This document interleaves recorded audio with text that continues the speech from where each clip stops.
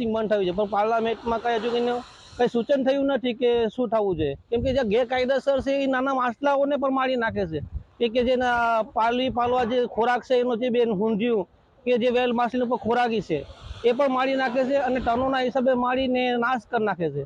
એના માટે કે જે માછલું ઉત્પન્ન થવું જોઈએ જે એ ઉત્પન્ન થતું નથી, જે ખોરાક ના મળે તો માછલું નવું ઉત્પન્ન ન થાય।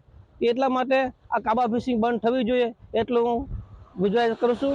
મેં તો વારંવાર રજૂઆત કરી પણ કોઈ અત્યાર સુધીમાં કોઈ પગલાં કંઈ લીધા નથી, એટલે તો આ લોકો પોતાની મનમાઈ નહીં કરી ના સુધી એ લોકો અહીંયા ધંધો કરવાની કોઈ મનાઈ નથી। દરિયામાં બધા જ ધંધો કરી શકે, પણ પોતપોતાના એરિયામાં ધંધો કરે। જે એ લોકોના નવા બંદરના એરિયા સુધીમાં ધંધો કરતા હોય તો અમને કોઈ વાંધો નથી, પણ અહીંયા મૂળદ્વારકા સુધી ને માધવર સુધી ને નાખવા આવે ને કાબા, એ ન નાખવા આવે ને એના માટેની અમારી રજૂઆત। અમે કાલે એ માટે ગયા હતા કે જો કાબા ફિશિંગ છે ને મૂળદ્વારકા સુધી કબજો કરી લીધો છે જમીન ઉપર, તો એ કબજો હટાવવા માટે અમે બોટું લઈને ગયા હતા સુત્રાપાડાથી દીવ ઘોઘલા સુધીના।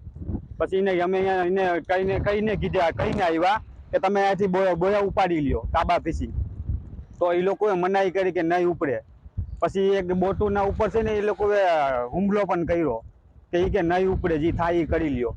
પછી અમે બધી 40-50 હોડી થઈ ને એને લેતા આવ્યા અમે અહીંયા પકડીને।